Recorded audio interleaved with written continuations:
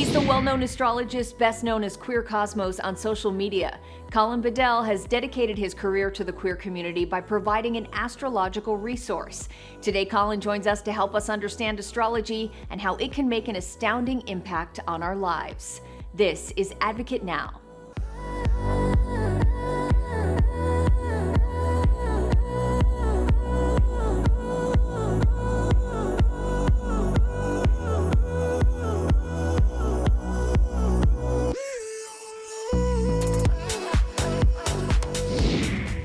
Well, Colin, you're of course known for creating Queer Cosmos, which is an astrological resource for the LGBTQ plus community. How did that get started?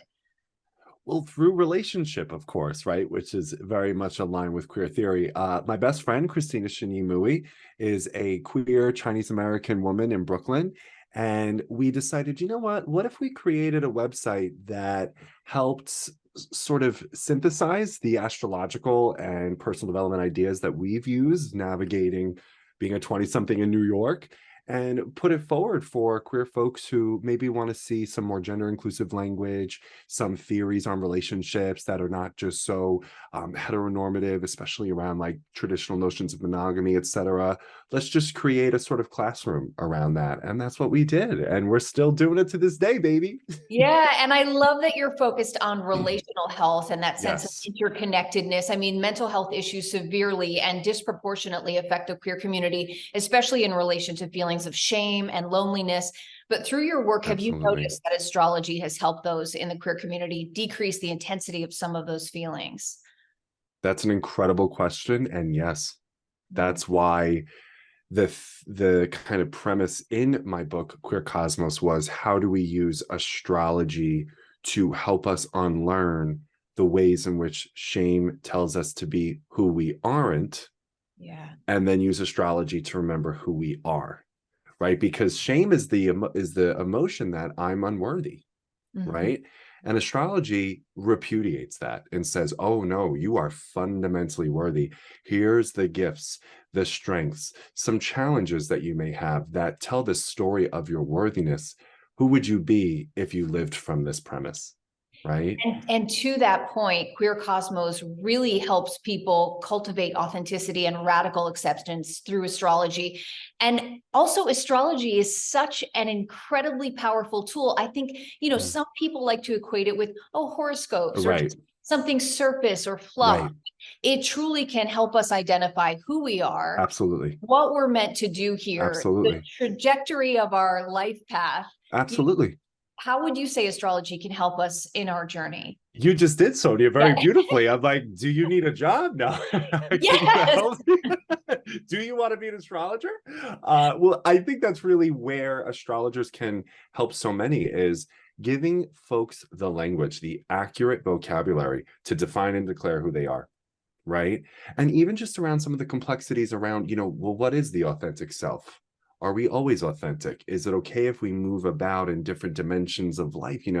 Astrology is so multidimensional. And what I always try to do is provide language that helps people develop more accurate personal insight.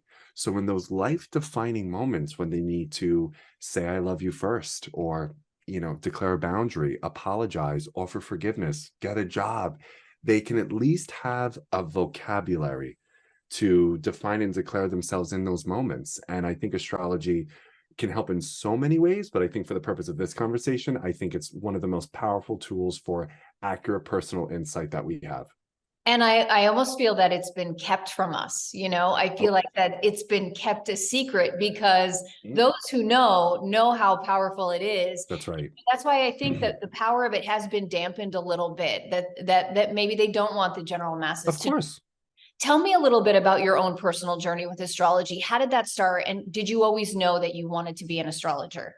Well, I just want to confirm what you just said. Yeah. I do think there's some intentionality around making sure that it stays inaccessible and complicated. And you know what, Sonia? I think a lot of it actually has to do with patriarchy, because astrology has been preserved largely by women's media. And any topic that's considered feminine or consumed by women is thereby intellectualized as anti-intellectual.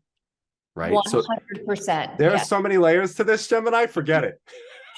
Really, forget it. We need to have a whole other conversation Honey, Honey. Okay. So, well, interestingly enough, I actually got into astrology. I'm in my mother's childhood room, and she really helped me kind of learn it. So she started talking about it in the house growing up, largely through making fun of us and, talking delicate New York trash about her husbands, which she's still married to, her annoying Leo husbands. All right. And so it was really my mother, and then my parents encouraged me to do this. And no, I had no idea that I would ever do this professionally. In fact, Sonia, I told people when they told me to do it, no, I could never. I was just living in Gemini La La land. And then it wasn't until I was actually fired from the job that I said, you know what, let me really give this a try and see what happens. Because 2 weeks prior to me being fired is when I launched an astrology website. So it was just meant to be a place for me to put my ideas, but I had no professional ambition. I was just like, let me just write about this. Gemini, we would do this for free. And then when I was fired from my job, I said, all right, what if I kind of become an astrologer out of necessity? And here we are 6 years later. What an amazing story. And there's so much to talk about when it comes to astrology too. But I do want to start with the basics for people who aren't that familiar, sort of as a jumping off point.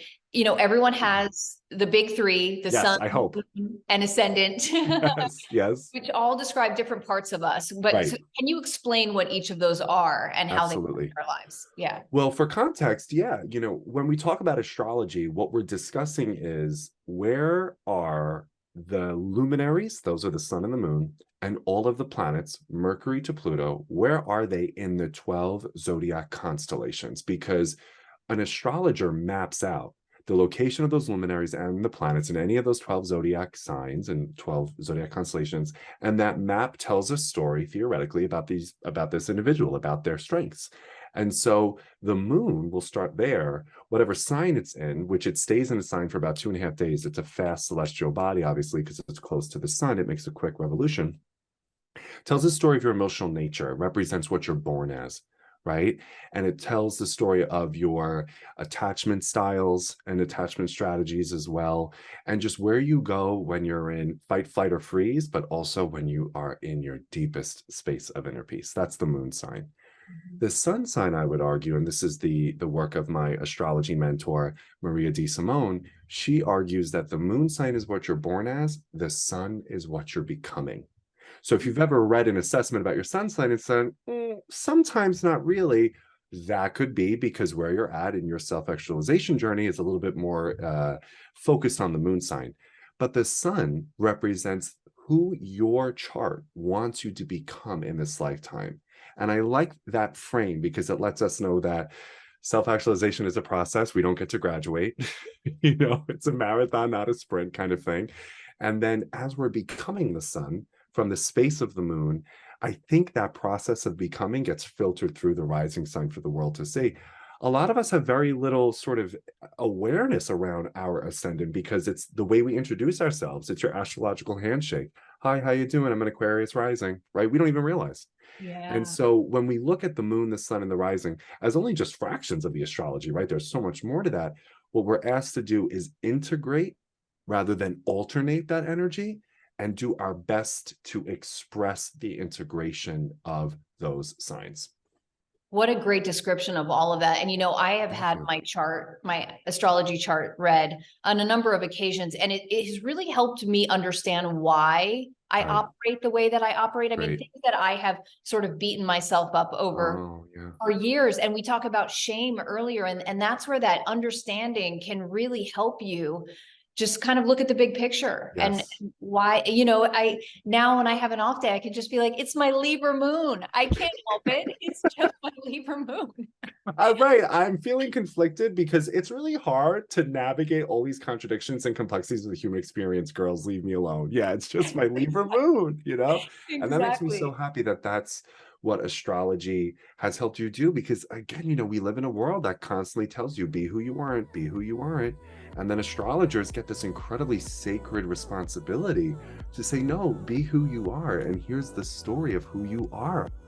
I'm Sonia Baghdadi. Thanks for watching and advocating. For more stories and content like this, visit advocate.com and advocatechannel.com.